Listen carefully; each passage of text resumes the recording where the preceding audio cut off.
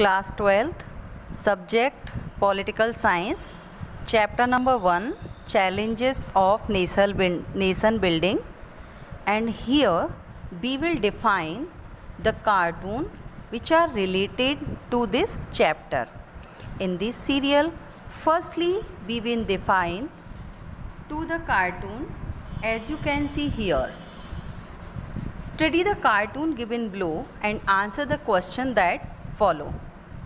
Students, 12th class में cartoon बहुत ही important होते हैं और हाफ ईयरली एग्ज़ाम हो, प्री बोर्ड एग्ज़ाम हो या फिर बोर्ड एग्ज़ाम हो, आपको 5 मार्क्स में एक कार्टून दिया जाएगा। जैसा कि आप यहाँ स्क्रीन पर देख रहे हैं, first chapter challenges of nation building का ये कार्टून है। वेरी इम्पोर्टेंट है। जब ये कार्टून आपसे पूछा जाता है तो इससे रिलेटेड 3 क्वेश्चन आपसे पूछे जाते हैं। जिस कैटेगरी में फर्स्ट क्वेश्चन आपका आता है, identify the person in the centre of the cartoon and mention the challenge surrounding him. मध्य में, इट मीन्स सेंटर में जो बंदा बैठा हुआ है, जो व्यक्ति बैठा हुआ है, वो कौन है और उनके चारों तरफ किस चुनौती को दिखाया गया है। So the answer of this question is the person is the first prime minister of India, Pandit Jawaharlal Nehru. जो व्यक्ति बीच में बैठे हुए हैं, मिडिल में बैठे हुए हैं, वो भारत के प्रथम प्रधानमंत्री पंडित जवाहरलाल नेहरू हैं।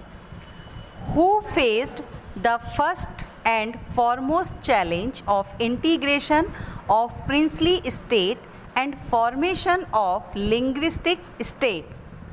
प्रधानमंत्री बनने के बाद उन्होंने at the independent time Bharat के सामने आई सबसे बड़ी चुनौती को फेस किया, जो था रियासतों का विलय, प्रिंसली स्टेट्स का इंक्लूडेशन और लैंग्वेज के बेस पर राज्यों का पुनर्निर्माण करना। Second question which is related to this cartoon is what does the cartoon actually refer. वास्तव में ये कार्टून हमें क्या बताना चाहता है। So the answer is the cartoon refers the problem of reorganization of states on linguistic basis with the fear of deintegration in the country।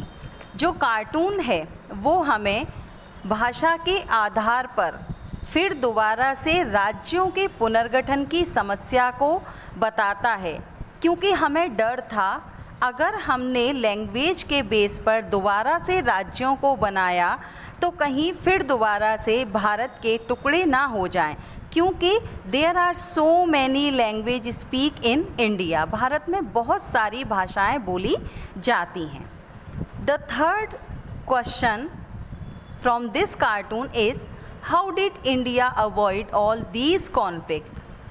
Bharat ने इन सभी संघर्षों को किस तरीके से अवॉइड किया। सो the answer is India identified and respected regional demands of the people and enhanced democracy by providing some autonomy to the states also। Bharat ने भारत की यूनिटी को बनाए रखते हुए भारतीय सरकार ने, इंडियन गवर्नमेंट ने सल्यूशन निकाला कि हम जिन राज्यों में जनता की इच्छाएं ज़्यादा प्रबल हैं उन्हें ऑटोनॉमी हैंडओवर करेंगे, मतलब उनकी स्वायत्तता को, उनकी जो आंतरिक स्वायत्तता है उसे बरकरार रखेंगे और भारत के अंदर ही भाषा के आधार पर राज्यों का निर्माण करके भारत की एकता को बनाए रखेंगे। As I already told you that in 12th class जितने भी कार्टून हमें पढ़ाए गए हैं मोस्टली इम्पोर्टेंट हैं, और जब हम अपने एग्ज़ाम्स को अटेम्प्ट करते हैं तो ये कार्टून 5 मार्क्स में हमसे पूछा जाता है। यहाँ में मणिपुर, हैदराबाद रियासतों के विलय से रिलेटेड इस कार्टून को बताने जा रही हूँ। इस कार्टून से रिलेटेड जो फर्स्ट क्वेश्चन आता है that is identify that name and leader shown on the right in the cartoon. Cartoon में राइट हैंड साइड पर जिनको दिखाया गया है, जिन लीडर्स को दिखाया गया है, उनका नाम बताइए। So the answer is very simple, Sardar Vallabhbhai Patel. Second question related to this cartoon is what type of relationship does the cartoon indicate between the people and the ruler? जो कार्टून आपको दिखाया जा रहा है वो रूलर्स, शासक और पीपल इट मीन जनता के बीच किस तरीके के रिलेशनशिप को मेंटेन करता है, शो करता है। क्योंकि आप यहाँ देख सकते हैं, यहाँ रूलर को पीपल के ऊपर बैठे हुए दिखाया गया है। So the answer is The cartoon shows that the princely rulers oppressed and exploited the people.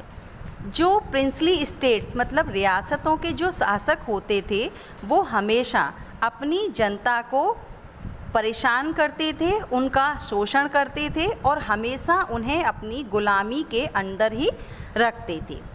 The third question is which is very important, in your opinion how successful was the approach adopted by the leader on the right to solve the issue of princely state? Right side में जो नेता खड़े हुए हैं, क्या वो इस समस्या का समाधान करने में सफल रहे थे? समस्या मतलब जो रियासतों का हमें विलय भारत में करवाना था, प्रिंसली स्टेट्स का जो इंक्लूडेशन हमें इंडिया में करवाना था। So the answer is very clear.